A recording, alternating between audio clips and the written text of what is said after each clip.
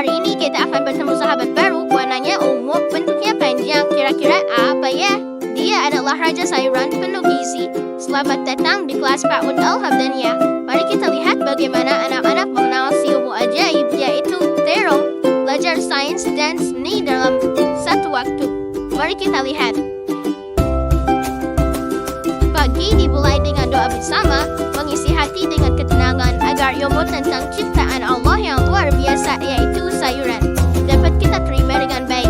Setelah hati tenang, saatnya menggerakkan badan. Anak-anak bersemangat melakukan tepuk dan yel yang ceria, membangun fokus dan energi sebelum masuk ke materi utama. Kini giliran terong unjuk diri. Guru mengenalkan sayuran ini secara langsung. Mereka diajak melihat bentuknya yang unik, warnanya yang cantik, dan manfaatnya bagi tubuh. Belajar sains sederhana sambil mengenal makanan bergizi. Setelah mengenal wujudnya, ibu guru menggambar bentuk terong di papan tulis. Anak-anak mengikuti dengan antusias, mencurahkan warna ungu, hijau, dan putih di buku gambar mereka. Setiap garis yang mereka buat adalah memori tentang sayuran sehat hari ini.